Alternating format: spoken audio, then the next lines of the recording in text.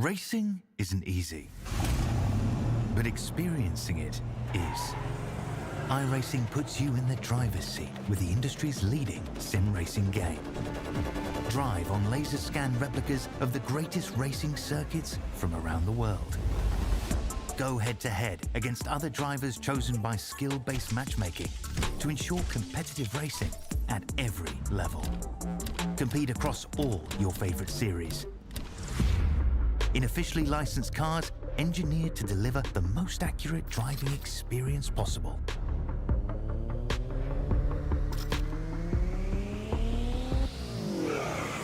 Join a race or host your own with players from across the globe. Race against the computer or in a league with friends. Feel the thrill behind the wheel. Visit iRacing.com.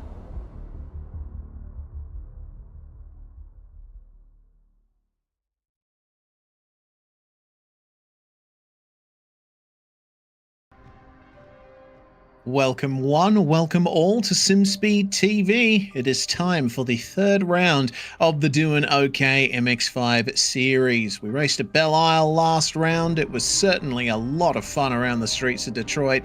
Now, we go to the racetrack up and down the mountain in Bathurst. Mount Panorama is going to play host to what should be some scintillating racing in a comparatively small field of MX5s, but with drivers who will absolutely try their hardest at every opportunity. Thanks for watching, everybody, here on SimSpeed TV, live on YouTube, Facebook, Twitch, and Kick. I'm Reese Gardner, David Haynes alongside me in the comms box. Dan Yeaman is behind the scenes, pressing all the buttons. Well, David, it's Mount Panorama. What more can you say about it that we haven't already said a million times over? Well, it gets tough, but I never get bored of it. It's got to be within my top 3 mountains anywhere in the world. Mount Everest, Matterhorn, and here, Mount Panorama, just west of Sydney. Pretty easy to find on the map, but what it doesn't immediately tell you about is the elevation change that, of course, we're so famous for, and how tough the racetrack is across the top of the mountain, how close it is there. But just to balance the palette around Mount Panorama, of course, in the super long straights of Mountain Straight uphill and Conrod Straight downhill, where just about any race car worth its salt will close up with a great opportunity to pass into the chase. Yep, that's the main overtaking opportunity on the circuit, but these MX5s are going to be sending it absolutely everywhere.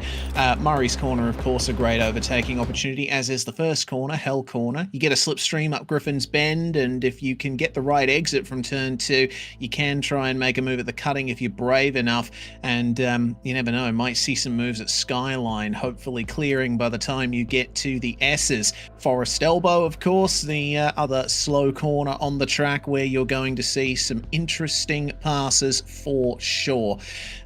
It's a fantastic circuit in any car. I mean, you could probably take a horse and cart around this place and it would be a thrill. I've seen some unique vehicles get around here. Kids' toys, wheelie bins. I've been half a lap on a unicycle. But for race cars, always super exciting. Whether you're a sort of a high downforce, high grip car, then the challenge is sort of mental across the top of the hill with that street circuit nature that it is. Concrete walls either side of the racetrack up there. If you're high horsepower, low grip, then you've got the long straights to really stretch your legs. The MX5's somewhere in the middle though, because it's not a high horsepower car, but the dynamics of it, the grip, are very in balance with the horsepower to create an exciting car, even if it doesn't set outright lap records everywhere it goes. Yeah, indeed. Love MX5s. I drive one in the real world. We have 10 minutes of qualifying for tonight that the drivers are currently in the middle of, and then we have a 20-minute sprint for the first race, and then the top 10 get reversed, and in this case it will be the entire field that get reversed for the 40-minute race 2, with a pit stop expected and a competition caution likely. It's certainly going to be interesting. We did see some pit stop shenanigans at Belle Isle, and I think a bit of fuel saving in the slipstream as well, which is certainly going to be an element here. For sure, and as we're looking at qualifying, you can see who's placed well with a little bit of a toe on this lap. So Gianni Lutsu is currently going to be one of the first around to the line, towing Jamie Christensen at the moment as they make that flat out turn into the braking zone at the chase. One of the biggest decisions you have to make around a lap here. Yeah, very big decision. Do you go for the pass or do you not? And sometimes going for the pass will end in tears for both you and the driver you're attempting to get by. But down to Murray's Corner they come then to end their next lap, and well, the first lap times are on the board, and Gianni Lutsu currently quickest of them all, 2:33.1, the only driver so far to set a qualifying time. Seems like they're just out there racing each other on the circuit at the moment. They are pairing with each other to try and get some slipstream, like these three here. Brad Newman in the middle of all of this, Andrew Gilliam leading the train, and James Golding is with us tonight in the number 3, the black car just behind. You'll obviously know James for his Supercars series exploits, among others.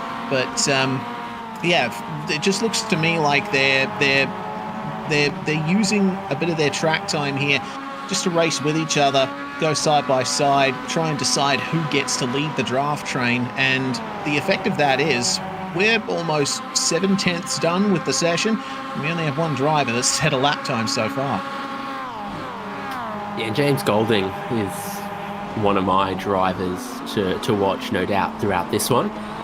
Sure, you know him at the moment as a driver for Premier Racing in Supercars. I think I was most pleased for him to get that, having previously watched him in S5000, where he did some interesting stuff, and they were an interesting race car around here, definitely different to a supercar, definitely different to this MX5. And then he got his chance back again in Supercars. But some of the onboards of S5000 around here are pretty wild. Oh yeah, oh man, I miss S5000. Certainly a category that did not really have its moment in the sun. I was the biggest fan. Sometimes worried I was its only fan, to be honest. But yeah, I saw all your Twitter posts. Yeah, you were certainly an S5000 evangelist, and I suppose you still are in a way. You know, if series gets under your skin like that, you never stop singing its praises. Let's see how many praises we sing of the drivers here tonight. Of course, the MX5 is quite a bit slower than an S5000, but I'd say through the corners it could probably match it. Every race car teaches you something, so certainly there's plenty around here that you might have gotten onto a slightly different bit of the tarmac, been getting to the power somewhere slightly different, and learned something about Mount Panorama across the top of the hill here, but then also how you approach the cutting, how you break into Griffin's Bend, all the little places that iRacing's laser scanned better than millimeter perfect recreation of Mount Panorama's racing surface is going to teach you. Oh dear. Well, there we go. That's Brad Newman and Andrew Gilliam that have gone into the wall there, and James Golding's decided, okay, you guys are going to have another run potentially. I'll come out with you, but looks to me like that's going to be the last we see of anyone out on track in qualifying. Golding is exiting his pit box at the moment, but they're not going to have enough time to get around for another lap at this stage. Less than a minute remaining in the session, and it still remains to be seen exactly what the starting order is going to be behind Gianni Lutsu, who remains the only driver to set a time in qualifying, 2.5 minutes. Even in an iRacing hosted or league session, I think the default tiebreak here is iRating, which would have them Lutsu, Christensen, Newman, Gilliam, and Golding. I'm preempting that by about 30 seconds. Time will of course tell. But yeah, I don't think that 2,500 iRating is fully representative of everything I've known James Golding to be capable of. So if he does start out of 5th, still my driver to watch. Yeah, indeed. Haven't quite got a read on his pace in practice or qualifying. He was the only driver not to set a time in practice, but certainly looking for some big things from the driver of the number 3. Well, that's the checkered flag then. Qualifying is now over, and we can move into the first heat of tonight's racing. 20 minutes on the clock, and this is your field. Lutzu on pole position. Gilliam's going to start alongside him. Christensen and Newman on the second row, and James Golding starting 5th and last. But as you said, David, he's probably going to be one of the drivers to watch here tonight. Yep, I stand by that being my call. The driver starting out of 5th place, see what's achievable from there. We'll get a standing start, so that'll make things interesting. I've just seen what today's pace car vehicle is, and it's the truck again. So yeah. Hopefully none of that race 1. Race 2, time will tell, especially with that race format there. But hopefully, 20 exciting minutes of race number 1. I would estimate you need more than a second per lap on your rival to really be able to break away here at Mount Panorama, of course. Conrod Straight, super long, super high speed, means you end up really sort of hitting that terminal velocity cutting through the air, and the car behind gets a great opportunity to close up on you. And then Mountain Straight is uphill, and there's a few places where I feel like an uphill exaggerates the power of the slipstream. There's a similar effect at the Nordschleife heading up towards the carousel there. Yeah, exactly. Well, we are going to leave that aside for the time being and call the first lap here as the revs rise, and we are away for round 3 of the DoohanOK MX5 series. A good start from Lutzu at the front of the field. Pretty much everyone equal on the standing start as they come into Hell Corner for the first time. Lutzu, in fact, scratch that, everyone running wide onto the grass coming out of Hell Corner, but the top 3 immediately starting to break away. It looks to me like Newman and Golding might have to work together to catch back up to these guys, and we're only 1 turn in. Fair to say if the standing start was equal, so too was turn 1 for everyone. We're going to get side by side for the race lead here as Andrew Gilliam puts his nose up the inside. You know that the grip is with the inside lane there through Griffin's Bend, and Gianni Lutzu drops from pole back into 3rd. Still, you wonder about 4th and 5th. Can they stay with it where there's less slipstream across the top of the mountain? Yeah, that's the thing. You have to nail the exit out of the cutting, otherwise you are going to be in big trouble coming up to Skyline and the S's. But Gilliam still leads the way from Jamie Christensen. Gianni Lutzu, of course, having to go wide in turn 2. He'll just hang back a little bit, I think, and allow Christensen and Gilliam to fight amongst themselves for a few corners. Seeing that Golding is starting to drop off the back as well, but Brad Newman is still right there with them. And if there's an incident, if they run side by side for a few corners, which is hard to do at this place, then he will easily catch them up. But through the dipper for the first time, well, it looks to me like Gilliam was a bit less aggressive with his line than Christensen was. Have you got a pair of shorts and a broad-brimmed hat? I've only just seen what the track temperature is. Let me have a look. Oh my god. Okay, I have not seen a track temperature that high before. No, that's Bathurst heatwave there. So 62 Celsius on the track. My oh my, that is going to get the tyres. Andrew Gilliam's trying to weave a little bit to break the draft, but he's not going to break away from Jamie Christensen, who only just wants to give him a bump. And you've got your top 4 together. James Golding perilously off the back of this train. Christensen's already picked up a little bit of damage to his front bumper thanks to that little tap he gave Gilliam in the bump draft. But that shouldn't hurt his straight line speed too much. Gilliam already trying out some defensive lines on the way into Murray's.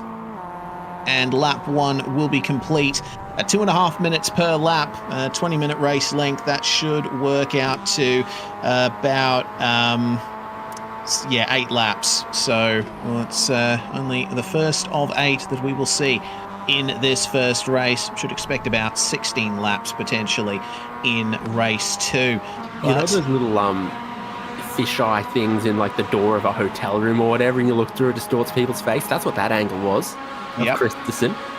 Or checking your doorbell camera. Yeah, exactly. Oh, here we go. Do you have time to talk about Mazda MX5? Oh yeah, I know you always do. have time. I could tell a story or two as well. I'd open the door for that. They're welcome to come in. It could be vampires, but if they want to talk about MX5 racing, I'm down. Indeed, I'm already a convert, and it's certainly producing some really good racing here in the top four. Poor James Golding has been left behind as Brad Newman has managed to catch some slipstream off Christensen and Lutzu, and he's now right with our top three as they come across the mountain for the second time. Let's see what Lutzu does here, because he was on the march. He wanted to try and get back into a good position after falling to third in the second corner. And here comes Newman. Oh, you don't usually go for passes there at Skyline, but Christensen saw him coming. And despite him being a little bit offline, Newman does complete the maneuver. It's put a little bit of space between them and the duo of Lutzu and Gilliam, but they're still close enough to get some slipstream down Conrod. Like Christensen really deliberately set himself up well for that. Taking a slightly later apex, hoping to get to power early. Gilliam's the one in the hot seat right now, and he's dancing around one way, then the other, with Gianni Lutzu breathing down his neck again. Lutzu's not going to bump him. Lutzu's going to look for the lead. Yeah, interesting decision. And oh dear, oh no, oh, there we go. Gilliam gets sent into the wall. A little bit of drama here coming into the chase. Of course, the cars are self-repairing, so Gilliam should be all right there. Actually, no, the car's not repairing. They had damage healing on last round at Belle Isle, but it seems it's been turned off for this round. So Gilliam is going to have to jump into the pits. I guess with the power of hindsight, Christensen's bumper should have been the hell on that. Exactly, yeah. Apparently it's not slowing him down none.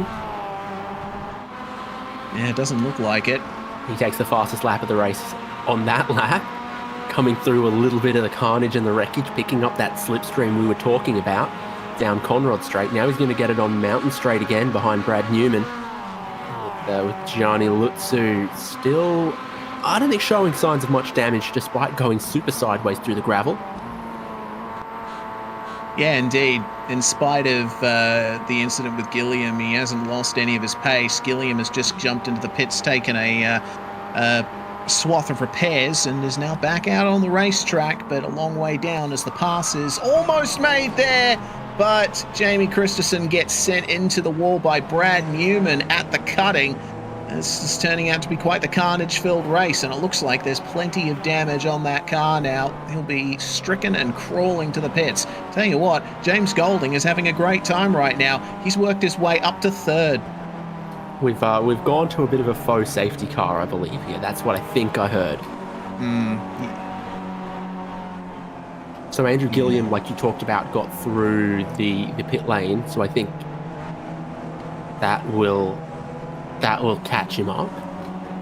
It's not dissimilar to, say, a virtual safety car where the driver up front doesn't quite hit the delta and the cars behind can't pass and kind of catch a little bit. Yeah, seems that way.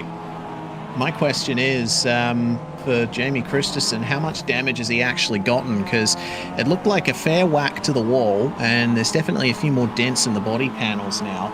I don't know what the status of his suspension is. We're going to get another view of Gilliam versus Lutzu, and, well, I mean, Lutzu wasn't going to go any more left than he was, so I think that one's on Gilliam. Bit of an action-reaction situation there, I think. We'll watch it from third place's perspective. Yeah. Yeah, Newman himself took to the grass just to try and keep himself as safe as possible in that incident. And here's what happened to Jamie Christensen. So Newman diving up the inside there, and I mean, it looks like netcode largely involved in that. It doesn't seem like that tap should have resulted in such a violent spin to the left there. I mean, a bit of contact at high speed, things will happen. Yeah, they certainly will. And we get our news that the virtual safety car is ending. All 5 of our drivers now back on the power, at least out of Murray's corner. Golding now up to 3rd. He's got another chance here to try and take victory from last on the grid here at Bathurst. Newman already going all the way to the inside to defend the line into Hell Corner. But Lutzu, he's wise to it and took a lovely line through there, as now they're all together on the exit of the corner. Lutzu takes to the grass. He's going to try and make the pass on the grass. There's not much room there. I've never seen anything like that before. Oh, that's great. And Golding's going to have a go now at 2nd spot here, but Lutzu and Gilliam are on the inside line. They'll have the advantage. All over the curb there, but they managed to keep pace. So that's great for your race leader. Not so great having side-by-side coming up towards the cutting once again, with Golding down the inside of Lutzu. Lutzu, very brave around the outside there. Andrew Gilliam is back with the leaders, but he has almost nowhere to go. He's just boxed in behind those 2, all lanes taken, and he's just got to queue up like the rest of them. Outside line across the top of the mountain isn't always the best place to be. Golding, it seems, will have the advantage in this section as Newman is starting to skip away here. Lutzu's got to be careful not to let the gap fall outside 1 to 1.5 seconds, because that's where the slipstream comes in. And we've seen from Belle Isle just how strong the slipstream is in these cars. Yeah, phenomenally strong, especially once you get up towards the 5th or 6th gear within the 6-speed sequential transmission. A few drivers having a look down the inside there, or just covering it off. It's the exit that's most important. Yeah, and it looked like it wasn't a great exit for Golding. He's going to come up against Jamie Christensen now, who doesn't seem to have lost much straight line speed. Newman's not making it easy for Lutzu. It's another pass on the grass for Gianni as he makes his way down to the turn in for the chase. Gilliam gives Newman a little bit of a bump here, and that extra momentum brings him back alongside Lutzu in time for the braking zone, and he's on the brakes very late as Brad Newman. He manages to gather it up, but Lutzu, focusing on the exit, will now have the inside for Murray's. Probably where I'd want to be on the inside, but he's being held there. And then parks it a little bit at the apex. The over-under is on. Apparently, amazing off-road traction for Lutzu today, but not good enough. He's going to drop back 3rd, potentially 4th. Bit of bump drafting from Christensen looking down the inside there. MX5 John Deere edition for Gianni Lutzu there. No, you can repair your own MX5. Oh, that's true. Oh dear. Well, regardless, Lutzu, he's still in it. He's not making much of an advance here on Mountain Straight. No slipstream benefit for him. There is some for Christensen though. And here comes Gilliam up the inside of Newman. That's very deep. They almost make contact on the way through the mid-corner. And Christensen's been able to fling himself around the outside of Lutzu there to defend 3rd position. Newman gets into the lead again, coming up to the cutting. Gilliam's going to try and hold it, but he won't be able to. Newman gets a little tap from the rear, and Christensen very wisely falls in behind. He was lucky to have space to get back in there. Gianni Lutzu only just left a car space, and so you've got 0.6 of a second to cover all of your competitors right now, getting into the second part of this race. Side by side across the top of the mountain, hello. Yeah, 2x2, actually, all things considered. Gilliam takes the lead back through McPhillamy Park. You don't often see passes being made there. Newman will defend 2nd from Christensen. All on the brakes. James Golding did very well in the first part of the lap there to stick himself a little further up, and right behind Lutzu is going to have the benefit of the slipstream coming onto Conrod. Defensive from Gilliam, and oh dear, there goes Newman into the wall. Christensen to the lead, and well, that's what happens when 2 drivers come together on the way into Forest Elbow. A few of them tried to cover it off earlier, so missing the front bumper, Gianni Lutzu. Brad Newman way more damage. Jamie Christensen leading, but Gilliam in 3rd. Being pretty quick, being pretty decisive with some of his moves, being pushed by James Golding. up towards the lead. I believe Suave Men's the same company as Dove. Oh, okay. I wasn't quite aware of that. Definitely, it's he's picked up I think an American livery there. Almost looks like he's got P plates on the back. Gillian's heading to pit lane. So is Lutzu. You see that Lutzu's missing his front bumper now. Christensen still carrying that damage from his earlier crash with Newman, and he's going to slow down. Golding will take the lead, but the virtual safety car has been called, so Golding will allow Christensen back by. A bit of extra time now for the other 3 drivers in the field to get their repairs done and see what they can do in the final 6 minutes. Gillian, Lutzu and Newman on the lane to refresh their cars. We're going to have this discussion about who was in front when the safety car came out, maybe between Golding and Christensen. Ask Paul Tracy about that one. He gets a bit fussy about who had their nose in front when the caution was called. Taking a look at Gilliam. Yeah, Gilliam obviously picks up enough damage from that he had to pit, but he wasn't Newman or Lutzu who picked up way more from it. Yeah, indeed. That's Lutzu's bumper there that was on the road. So the view here, well, Gilliam was trying to protect the inside of Forest Elbow, but Newman decided to barrel his way in anyway. And so that's the reason why the incident went down. There was Lutzu's front bumper. I'm not sure exactly how he lost it in the midst of all that melee. I wasn't really looking at Lutzu when that happened. It's a few bumpers getting around for sure. So from Lutzu's perspective, it's kicking off there. And hello. It's the front of Newman. And off goes the front bumper.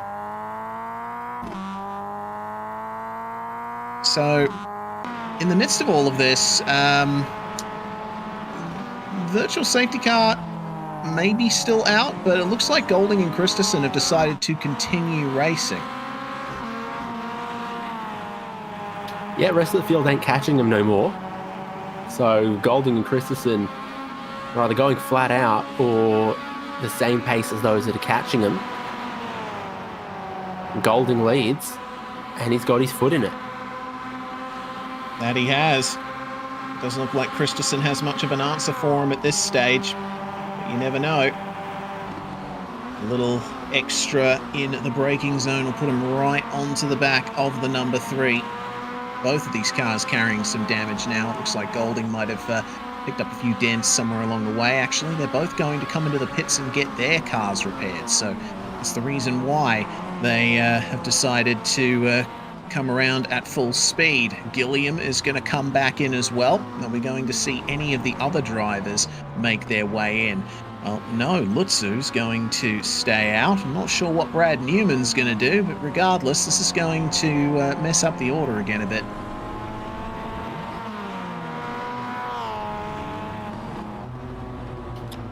Sure will. 3 minutes left. Barney hasn't thrown the white flag just yet. He might get a little bit confused about what's going on, but I think his timing is still correct with that, with a little more than 3 minutes left on the clock. So Lutzu, they're going to argue about the safety car blend line there. I think Lutzu had his nose in front of Christensen just, but Gilliam and Golding aren't out of the lane just yet.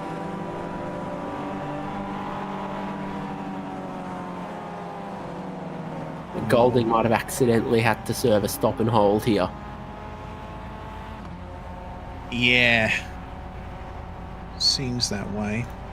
Either that or he's forgot to uncheck the fuel and tyres from service for the car. Coming into the 40-second hold, I reckon that's what it is. Oh, yeah, he did speed in pit lane. He slowed down for pit entry, all right, but then accelerated again with no pit limiter on and got all the way back up to 60 k's an hour before he slowed down again. So that's the reason why we've seen that eventuation for Mr. Golding. Extra demerit points in school holidays as well.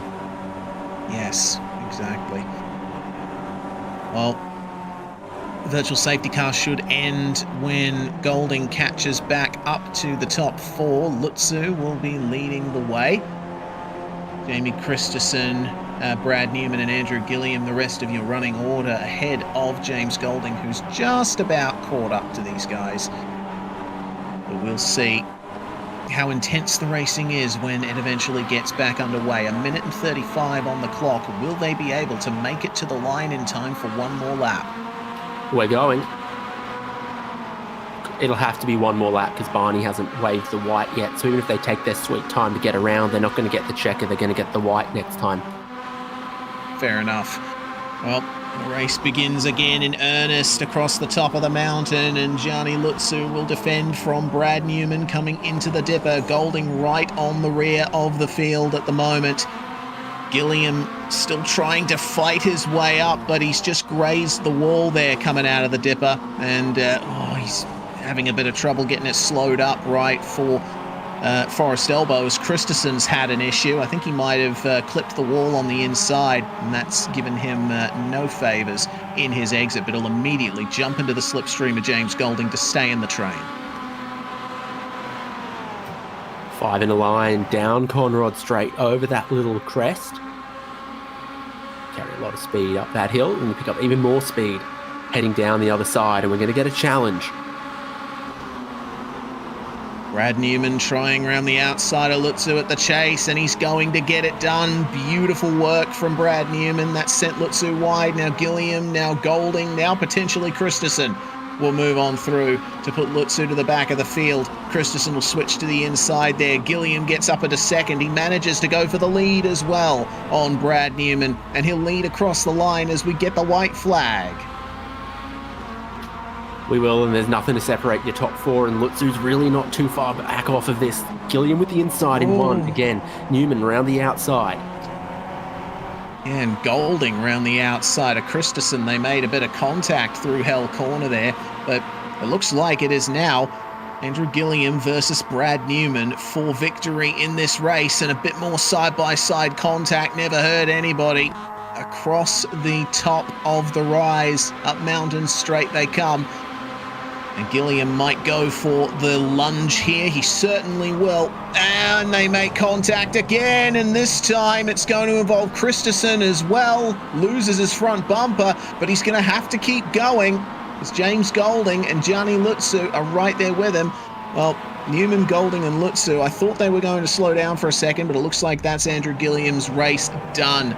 So, question is, can Christensen hold on with no front bumper on that car? He might just be able to, considering how these three are racing. Yeah, I thought Golding had a shot to keep it pinned through the wreckage, but he seemed to have checked up big time, and then it's sharply uphill out of Griffin's Bend up towards the cutting, so he finds himself only in second, almost 2.5 seconds behind Jamie Christensen. Yeah, this is a good opportunity for Christensen here, especially considering how hard Lutzu and Newman are racing. Brad's going to take to the runoff area and just keep it out of the wall there.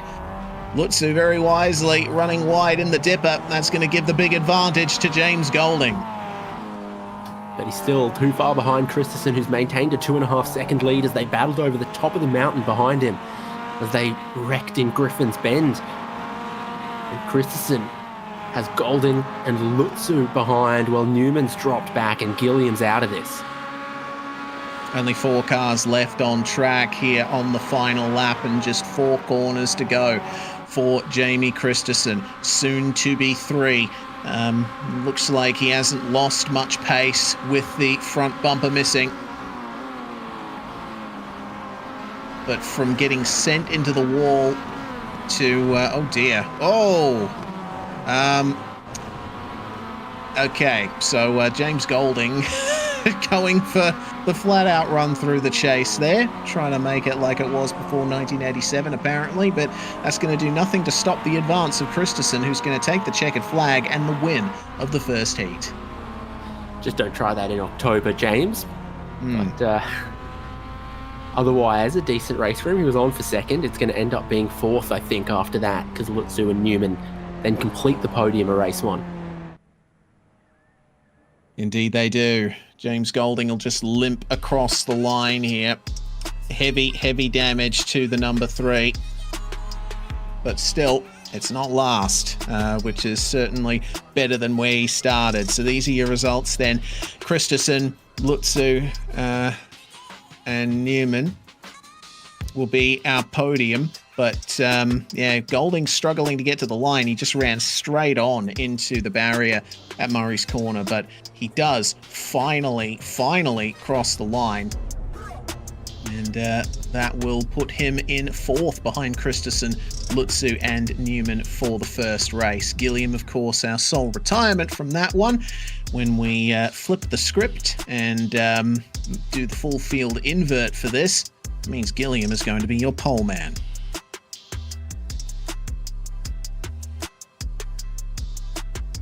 Well, with all of that said and done, it's time for us to step aside for a moment here on SimSpeed TV. But when we come back, it will be the 40-minute final race of round 3 of the DoohanOK MX5 series.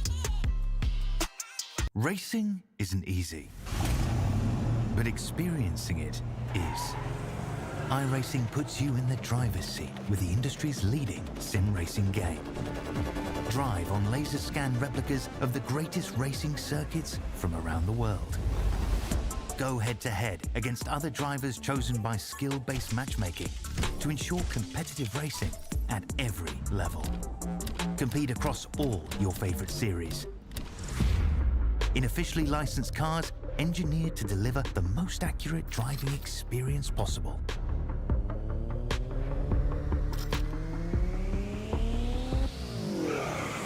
Join a race or host your own with players from across the globe. Race against the computer or in a league with friends. Feel the thrill behind the wheel.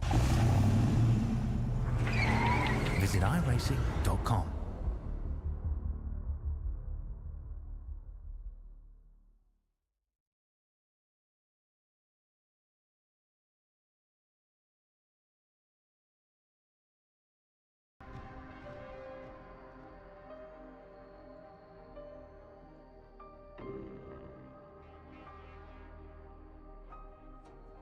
You're watching the DoohanOK MX5 series, the 3rd round from the Mount Panorama circuit here. An interesting first race marked by a couple of virtual safety car periods, but now we're going to get into the endurance portion of the night. 40 minutes will be on the clock with the field inverted from race 1. If you're just joining us, I'm Reese Gardner. David Haynes is with me in the comms box, and it's Dan Yeaman in the producer's chair bringing you these live pictures.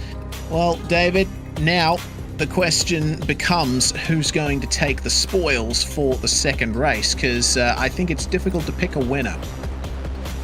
We know who took the spoils from the opening rounds. It was Jacob Reed and Ayumu Uwasa. And then Gianni Lutzu swept Belle Isle. Those were both super exciting races. Daytona, of course, high speed, high slipstreaming on the banking. Belle Isle, well, it was certainly very interesting as well. We saw a lot of passing at turn 3. Yeah, plenty of passing pretty much the whole way around the circuit, and the slipstream was massive at Belle Isle. To say nothing of how massive it is here at Mount Panorama. We're in the middle of the warm-up at the moment, so we've still got a bit of time to talk about the schedule to come. Sandown, of course, on the 3rd of August, and then COTA and VIR to finish off the season. I think 3 very good tracks for these cars. Yes, indeed. We can look forward to Sandown. Has a couple of characteristics about it, not dissimilar to Bathurst or Daytona. The long front and back straight, bit of curb hopping, all that should be good. Yeah, certainly should. And VIR, well, the snaky nature of that circuit is definitely going to catch a few drivers out at the very least. Should be interesting indeed. So yeah, August is going to be the DoohanOK month, I would say. With all of that said, we've only got less than a minute in the warm-up session, and there's been a bit of a pit party going on. It looks like James Golding has managed to mount the pit wall. and has found himself out on the racetrack with his rear wheels in the air. So that says a lot about the drivers making their preparations for race 2. Yes, nearly a clean high jump. He's got a little bit of, Paris 2024 Olympic fever. When will we see MX5s as an event at the Olympics? 2032, I don't think we're going to quite sneak it in, but I'd go. Put my name in the lottery for some tickets for that. I certainly would too. I mean, the FIA has their motorsport games. I think MX5s around Mount Panorama would be a great round of that competition.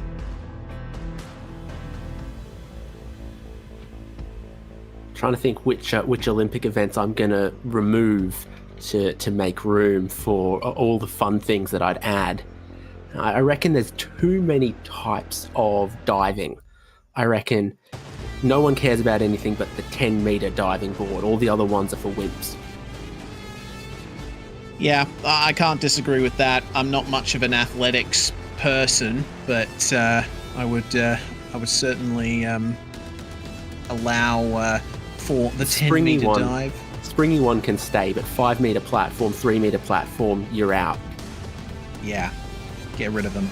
No single digits allowed. It is going to be a single-digit grid, though, and the green flag will fly for our 40-minute second race here, with Andrew Gilliam starting on pole position by virtue of retiring from the first race.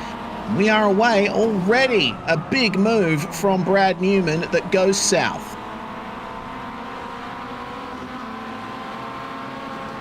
Yeah, I don't know what on earth was quite going on there. Andrew Gilliam still leads from James Golding, Gianni Lutzu, James Christensen. They all got through turn 1 cleanly. Well, it looks like a virtual safety car has been called, and these guys will give an opportunity for Newman to catch back up. Obviously a bit of an optimistic dive from Newman at the first corner, but James Golding managed to get away with that. Was the driver that Newman made contact with. But Newman wastes no time catching up to them and actually taking advantage and going to the lead as we go back to green flag racing into the cutting.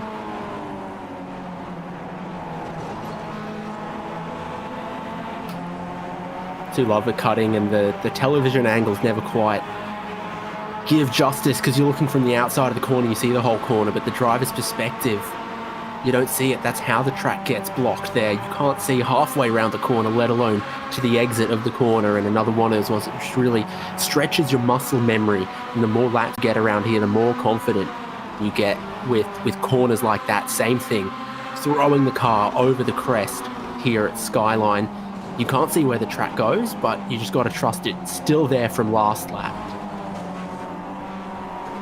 Yeah, exactly. A lot of trust is required around Mount Panorama to wheel a car around here quickly. Confidence in your abilities, confidence that the track will be the same nature that it was. Poor exit for James Golding from Forest Elbow will allow Gianni Lutzu through into third place.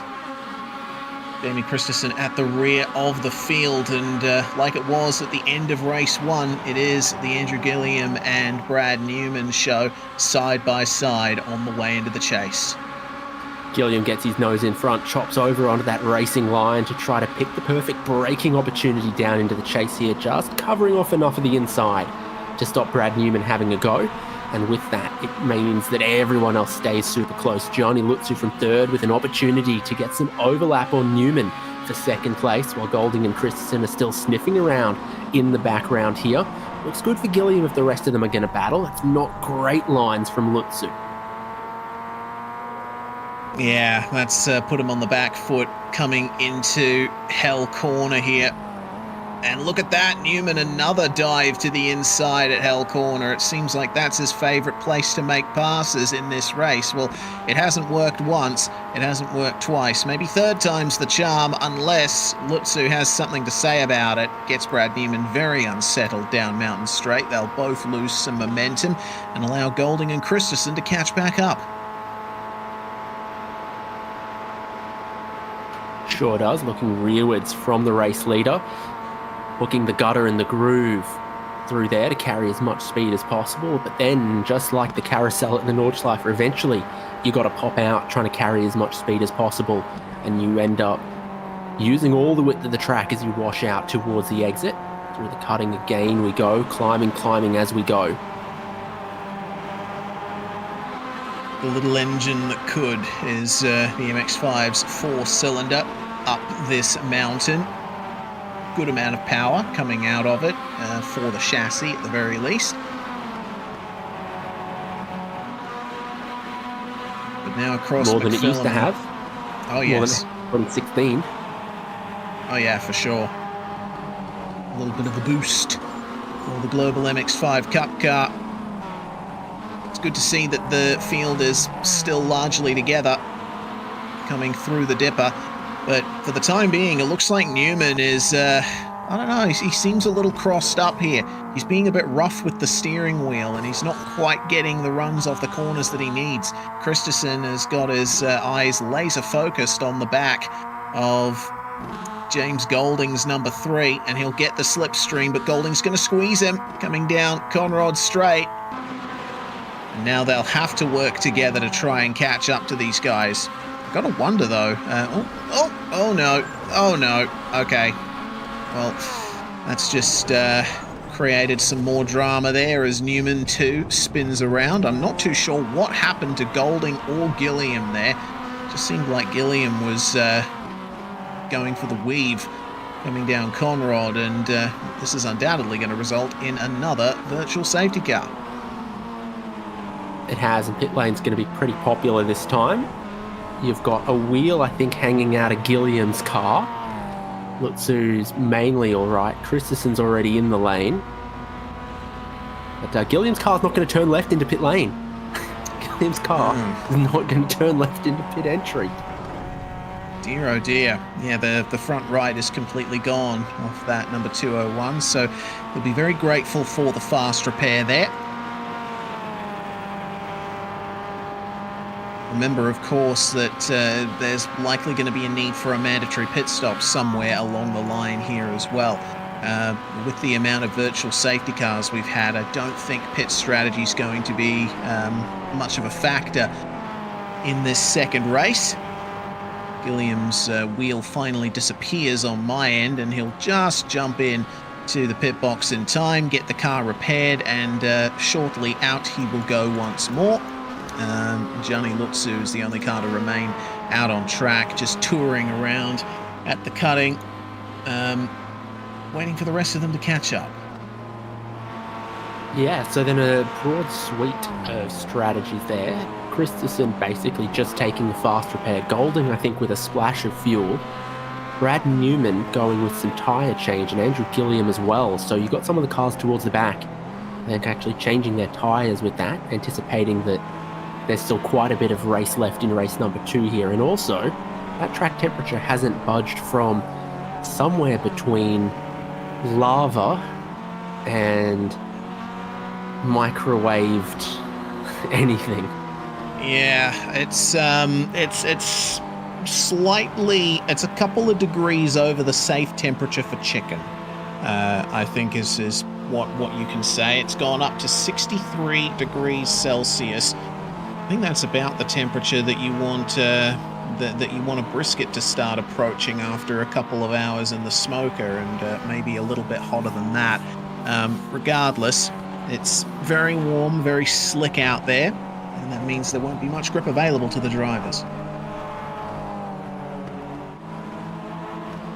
So it's just Gilliam left because the top 4 are in the train. Here he is, coming over Skyline right now, where the leader is just in Forrest's elbow. So he's not too far off the back end at the moment, and obviously wheeling it a little bit, trying to just get some temperature into his new tyres. Gianni Lutzu, no new tyres. Wouldn't think you'd need to weave too much to get 63 degrees Celsius into him. Yeah, I think maybe just trying to perform the duty of the safety car and keep the speed consistent, make sure that no one gets past him. I mean, he's probably seen what Brad Newman was doing over the course of the first virtual safety car and wanted to stymie that, but the virtual safety car is over now, and we are back to racing on the way into the chase. Gilliam's just caught them up. Lutzu, remember, only car to stay out of the pits. He's the only one with any form of damage on his car at the moment, but will Jamie Christensen have anything to say about that? It's still relatively line astern as they all got to the power about the same time. So just shaping to defend the inside before coming back across to the racing line. Looks like Golding got in a little bit deep. He's got a little bit of a nudge from behind. Gilliam working in whatever kind of a tyre change he made, and just kicking the outside tyres into the grass on the exit of the final corner before he has a look in the first corner. Brad Newman gives him room on the inside, and they will run side by side on the way out. That's cost them some momentum onto the straight. Golding now looks on as Christensen takes advantage of the slipstream to try and get the move done on Lutzu. Outside line coming into Griffins. It's going to be, well, basically it doesn't matter because Lutzu lets him go.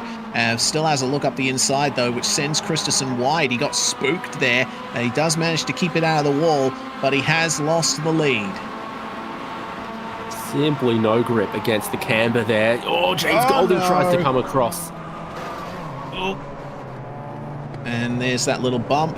Golding will have to reverse it for a few meters after that, and hopefully get it spun around, and hopefully there's not too much damage there. Lutzu has slowed right down, as is expected. The field will come back together.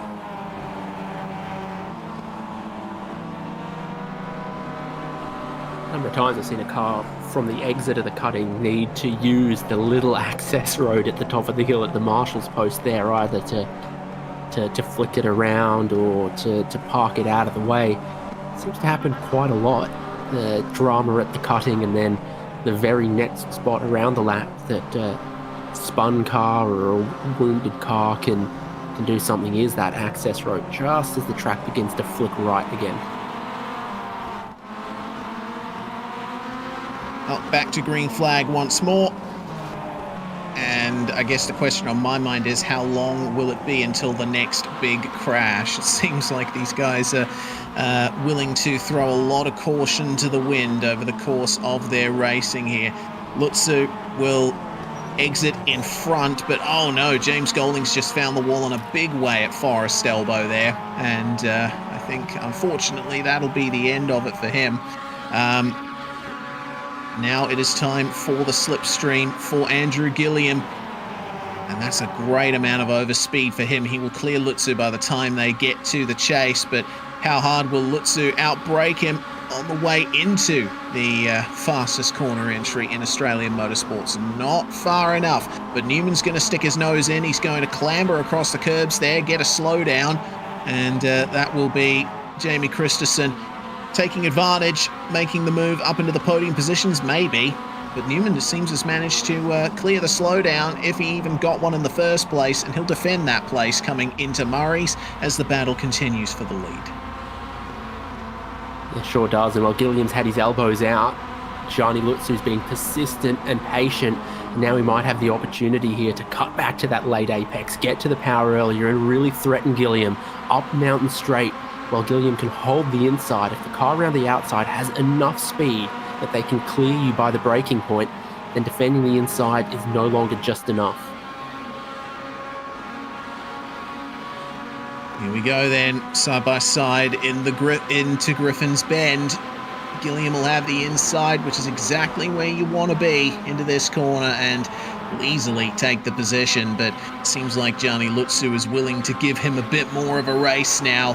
It's good to see these guys slicing and dicing. Golding, meanwhile, has made it back into the pits, and I don't know if he's going to come back out. We haven't seen a virtual safety car called, so I get the feeling that might be the end of James Golding's night.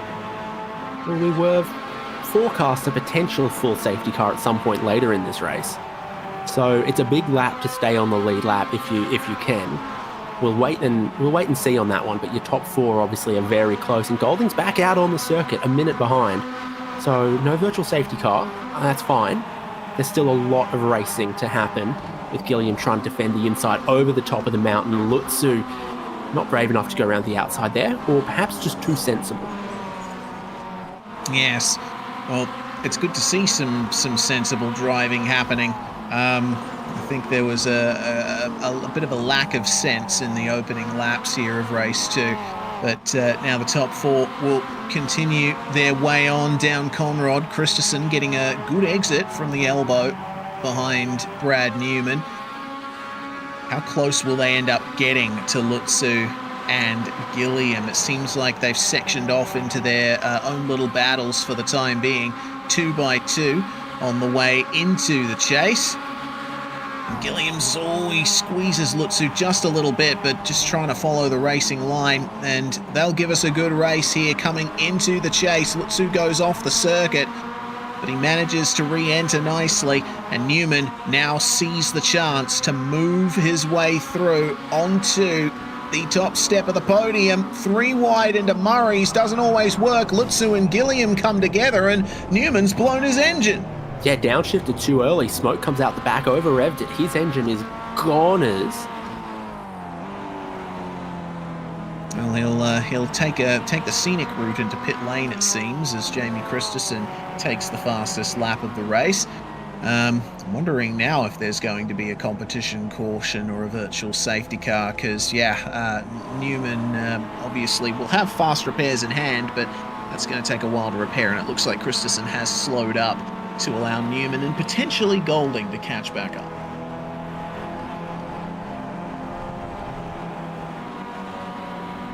Yeah, got to keep an eye on it. Right by my timings, Golding not catching them. Is he also go through pit lane? He's out on track. He's just come through the chase. Maybe my timing's going to have to wait till he gets to where Christensen is, around to where Christensen began slowing down to work out the sectors and the lap timing gaps. Yeah, it starts to come down now. Okay, so he will stand a chance. Indeed he will. Sets a new personal best in this race of 3 minute 14.9, which is certainly not race pace. I'm wondering how long they're actually going to wait, because Golding is technically past Newman in the pit lane here. Newman's re-emerged back onto the racetrack now. They're both making their way down Mountain Straight. So, I get the feeling these three are going to have to wait a little while longer.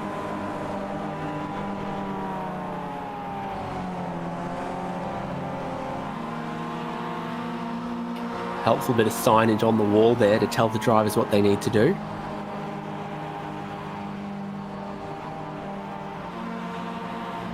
I don't think they make that brand of iced coffee anymore. Just like I don't think that's an electronics retailer anymore there, that part of the signage. There's a bit that's been updated somewhere else. It was in the patch notes.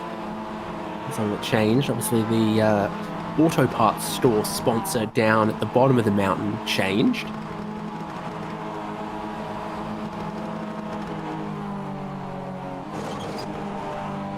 Still got the Cooper's signage down at the Dipper, and the Cleanaway sponsorship down at the S's. There certainly has to be a bit of cleaning done over the course of the night so far. Is it what's on the bridge? The over Conrod Strait here? Yeah, it's there. Yeah. Ned Whiskey. It was Fuso, wasn't it? It was something else. Right. now I'm just stretching my memory.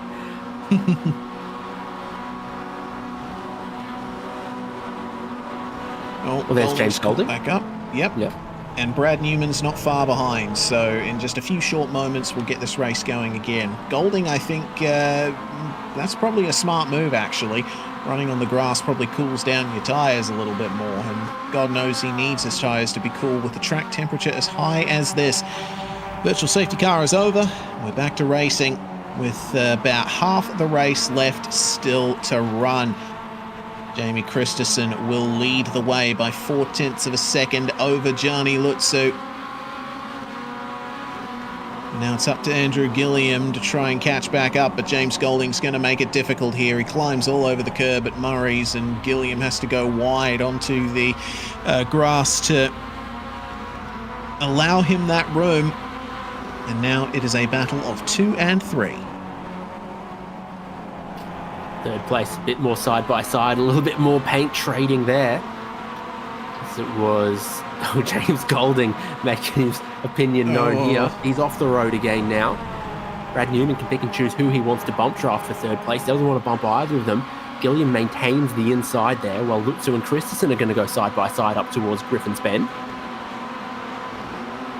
Oh, and Golding blocks Gilliam's advance. That's a very shrewd manoeuvre there, but Gilliam's going to get a slightly better exit off of Griffin's Bend. Golding will still have the inside for the cutting as Lutzu has taken the lead from Christensen. It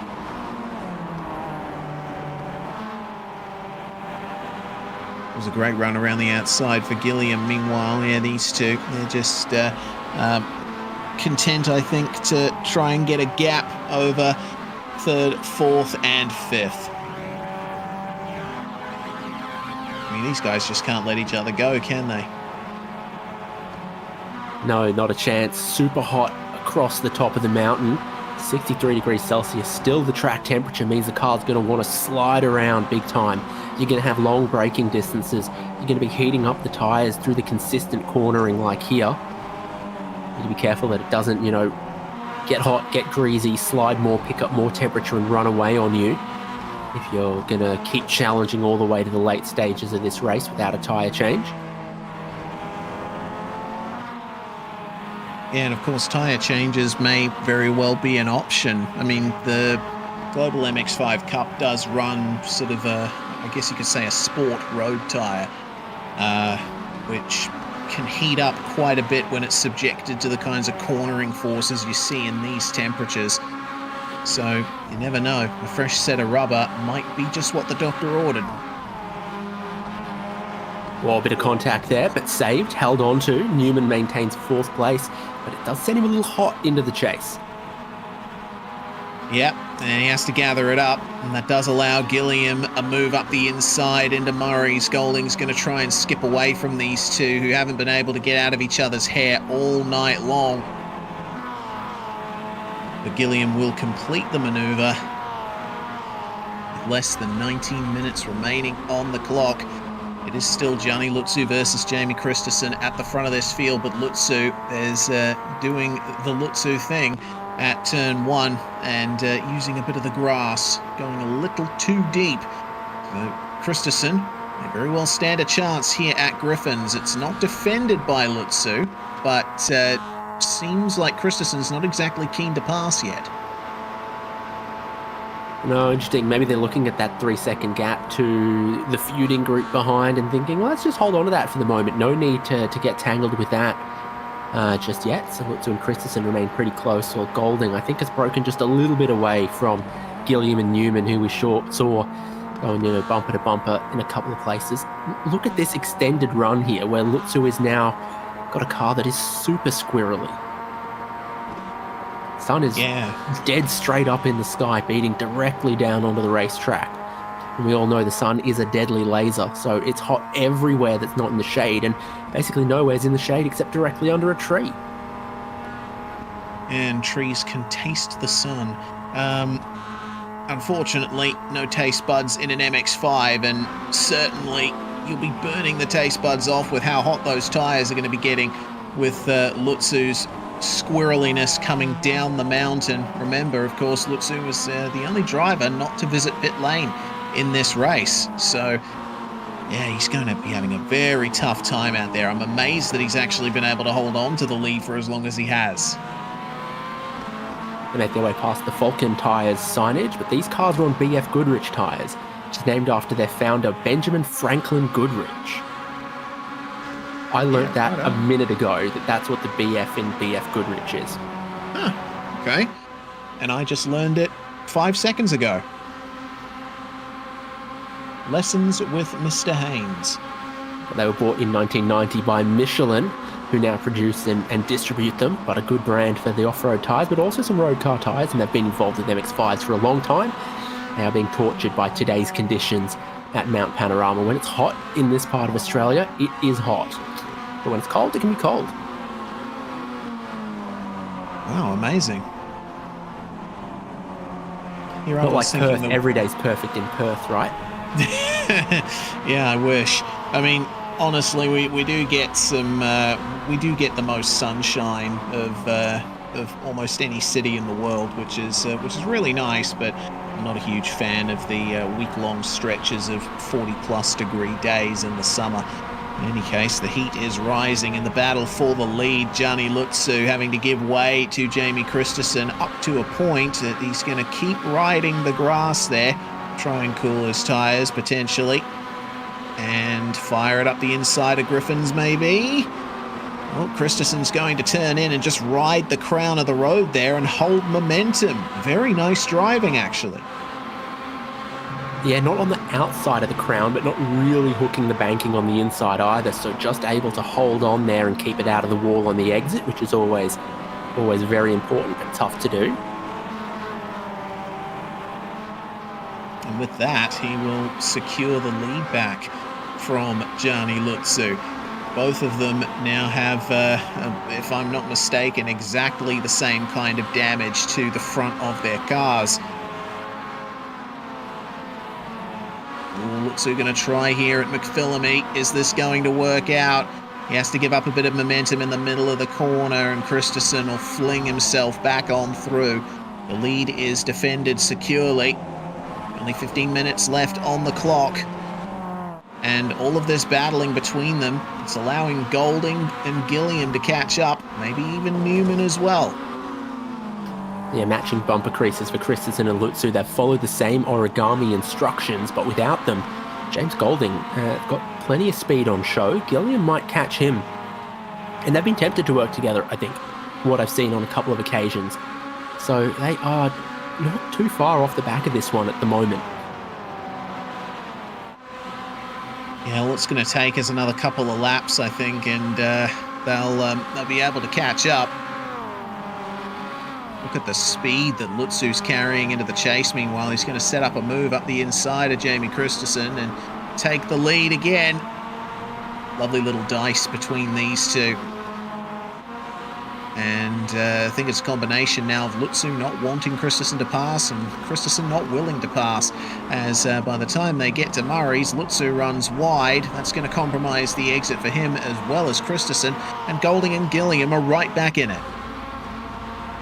Yeah, Golding's looked pretty good these last couple of laps. He picks up the fastest lap of the race on the one he's just completed, got to the tail of the toe, kept his car clean, so now he's right in position. Another clean run off of turn one while Lutsu goes wide. Golding is also bringing Andrew Gilliam into this. Brad Newman a couple of car lengths back at the moment, but it's a big party for Jamie Christensen at the moment as he has to pick and choose his line, and he wants to defend the inside now. Yep, this is the point now where, you've got more than one car involved in the battle. You need to make sure that you're playing your cards right. Lutsu's still struggling with the rear end there, keeps it out of the wall, but crucially now loses a spot on the podium. Here comes James Golding diving up the inside of Jamie Christensen. Room is given only just on the inside, and a better exit for Christensen out of the cutting will keep the lead for now. But the whole field is back together. Yeah, good space, good awareness on that one. Lutsu's looking like, where can I get my tyres a little bit cooler maybe? And as Golding hasn't been able to make the move, Andrew Gilliam will be the next to have a shot in the white car. Can be inside at McPhillamy here. 2x2 over Skyline could be a recipe for disaster, and Christensen will love to see them battling behind him. He pulls a couple of car lengths over the Chaos for second place. Yeah, chaos is one word for it. This is amazing stuff.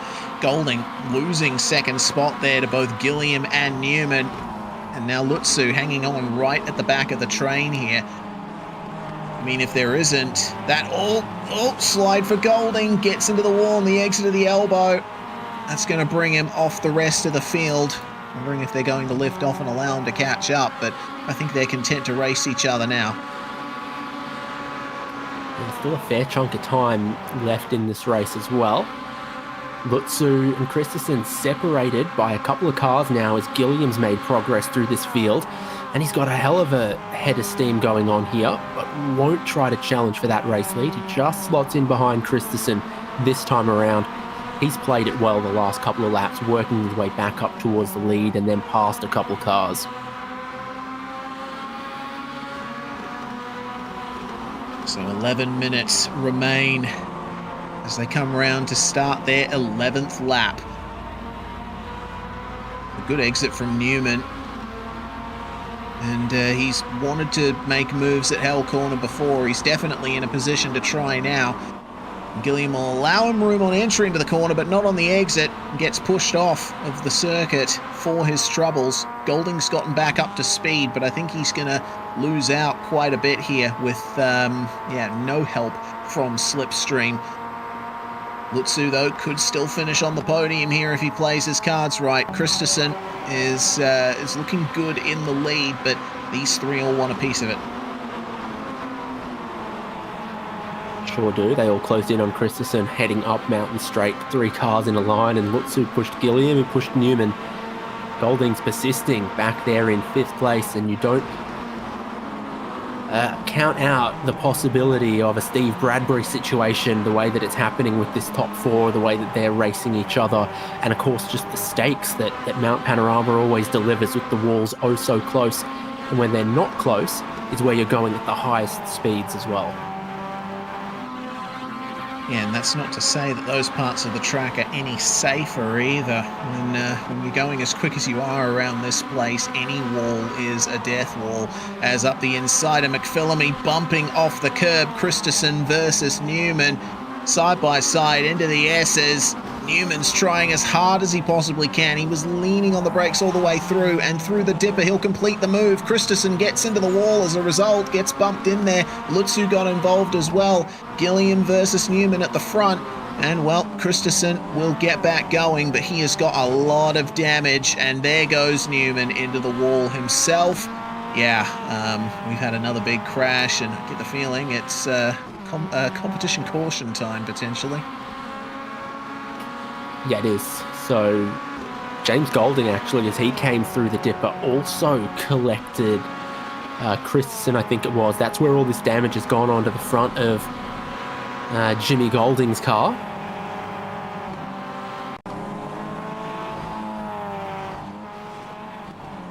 Yeah, so at that point on the replay, it had already happened, but he comes through the dipper and he'll get a very nasty surprise here. He would have seen the smoke, but that's just a poor re-entry there from Christensen. Yeah, the car's moving, isn't it? So he as he comes through the dipper, he picks the correct side, but by the time he gets there, it isn't. Yeah. Such is the danger of trying to get going as quick as you like. Sometimes it is best to just wait and allow the car past. But, I mean, it's virtual safety car and everyone's going to come into the pits for a fast repair anyway. So I suppose I can't blame Christensen for doing that. Yep, all drivers heading for pit lane. Christensen hasn't gotten there yet. Gilliam's already on the way out, and then Lutzu, Newman, Golding in the lane, and then all of them be ready to go. No new tyres taken from anyone. A couple of them did it earlier on. Maybe didn't feel much benefit from it. And now Christensen's just hit pit lane, and he's the last one that they're probably going to wait on. Yep, and looks like Christensen's just gotten the damage repaired there. So he'll move out of the pits, get back going by the time these guys enter the dip on Mountain Straight. So keep your eyes peeled for Christensen to enter the frame in a couple of moments' time. And we'll be able to get back to racing for the final 7 minutes of the DoohanOK MX5 series at Mount Panorama. Golding taking a bit of an unconventional line through Griffin's Bend there, but at the very least he'll clear the slowdown. Ready to hear about the 2 BF Goodrich factories making tyres in the USA? Lay it on me. They're in Tuscaloosa, Alabama and Woodburn, Indiana. Interesting. Tuscaloosa was hit by a very violent tornado some years ago. I'm wondering if the BF Goodrich factory was near the site of that. We're away in racing now that Christensen's caught the pack with side-by-side for second place and Andrew Gilliam leading us. Yeah, here we go then. Top four together as Jamie Christensen catches them back up. It's going to be a good opportunity for Christensen to gain time here with all the side-by-side across the top of the mountain. It is Lutzu versus Golding for third place and Newman versus Gilliam for the lead as they come into the S's. The field all together once more. And with the way things are going here at the moment, they should get to the finish line by about, maybe 4.5 minutes remaining or something to that effect. And I think that might be 2 laps to go. We'll have to wait and see. They all managed to avoid getting too much into the wall out of the elbow, and now it's all down to the slipstream again. Will Lutzu bump draft Newman to get up to Gilliam? Yeah, look at that. They don't want to fully play the game that Gilliam's trying to play. They've got a massive overspeed on Gilliam though. And they try to work out what they do. They fan out 3 wide and Brad Newman goes through to the lead of the race with Lutzu trying to follow him.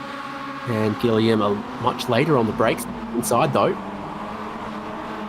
will just fall to second with Golding in 4th place having a look at Lutzu now. Still owner of the fastest lap of the race here.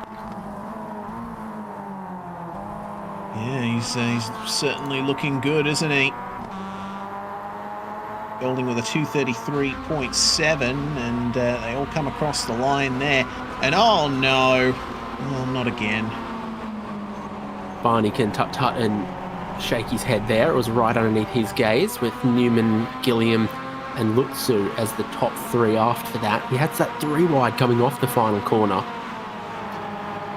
And they've pinched themselves off. Yeah, seems that way. Well, it's now a battle of 3 and 2. Newman on the outside. Lutzu's trying to make it 3 wide coming into Griffins, but that's not advisable at the best of times, even in cars as small as these.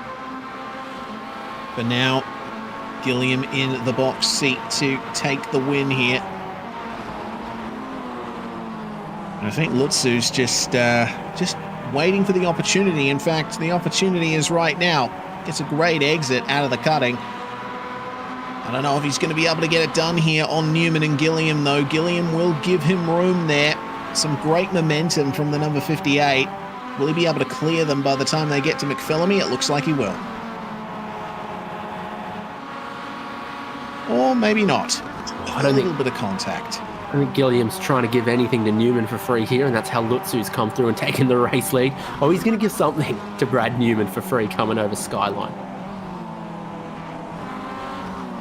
Well, Lutzu officially in the lead now.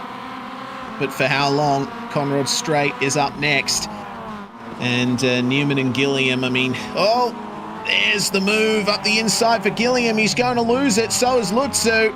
They both miraculously keep it out of the wall. That's amazing. But Brad Newman will soldier on in the lead. Lutzu's back going, and so is Gilliam. That's massively spaced out the field now. Might we see one final virtual safety car on the final lap of the race? Well, the man responsible for calling them is the man leading. So in the previous race when he wasn't leading, they got called late. Well, they get called late now.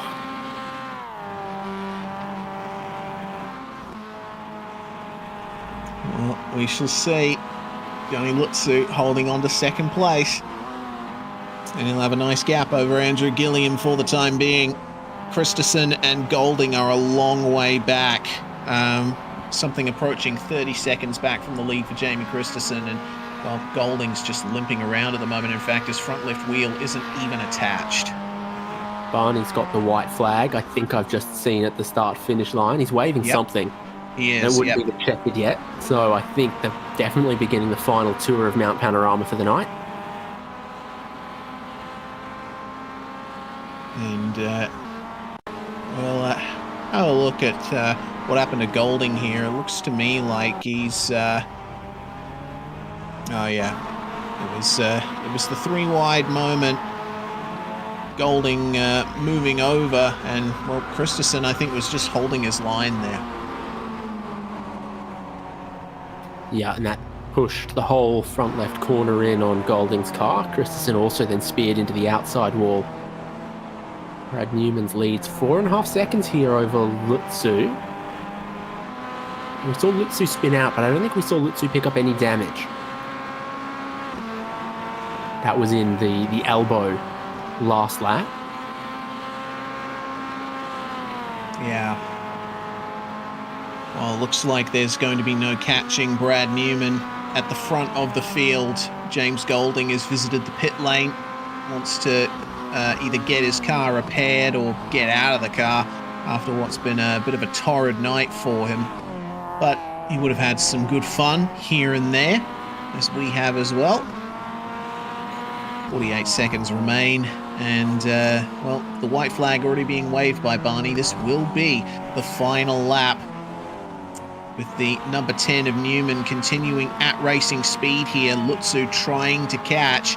Will he be able to catch Newman by the end of Conrod Straight? He's actually making up time. I mean, it's only 100th or so every second or so, but you never know.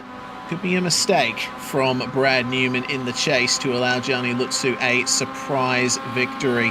We shall see. Coming down into the chase, Newman gets a little bit crossed up here, and oh, he really messes up the braking zone there, but he's got a big gap to play with.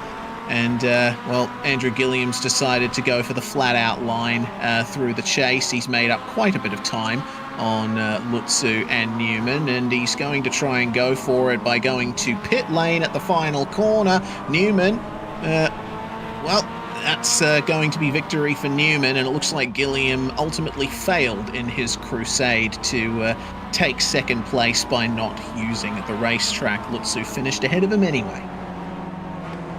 Yeah, Newman, Lutzu, Gilliam. There's no one more disciplined on iRacing than Barney the flag man. He'll never wave the checkered flag without waving the white flag. And once he has waved the white flag, he won't take it back, and he'll wave the checkered flag next time. He's very rigid in his structure and discipline. And he has waved the checkered flag on race 2 of the DoohanOK MX5 series from Mount Panorama.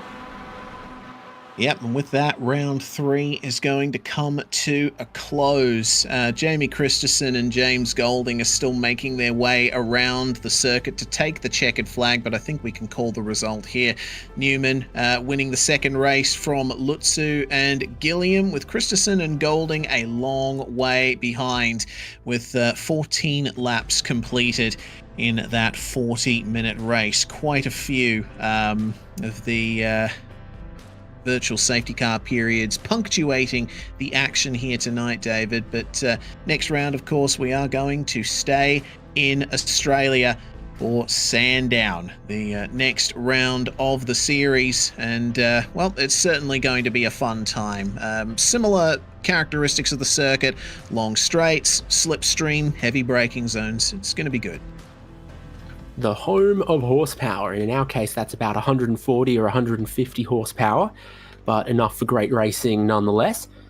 And so they can look forward to racing at Sandown, and there's only a few corners around there compared to the much larger Mount Panorama circuit, but all of them some great overtaking opportunities. Indeed. Well, it's going to be a very fun time. We want to thank you all for watching here on SimSpeed TV for the third round of the DoohanOK MX5 series here from Mount Panorama. Whether you're from YouTube, Facebook, Twitch or Kick, we really appreciate your viewership, and big thanks to Gianni and the crew for putting this series on. I'm Reese Gardner, David Haynes with me in the comms box, Dan Yeaman behind the scenes. We're SimSpeed TV, and we'll see you next time. Racing isn't easy, but experiencing it is. iRacing puts you in the driver's seat with the industry's leading sim racing game. Drive on laser scan replicas of the greatest racing circuits from around the world. Go head-to-head against other drivers chosen by skill-based matchmaking to ensure competitive racing at every level. Compete across all your favorite series. In officially licensed cars, engineered to deliver the most accurate driving experience possible.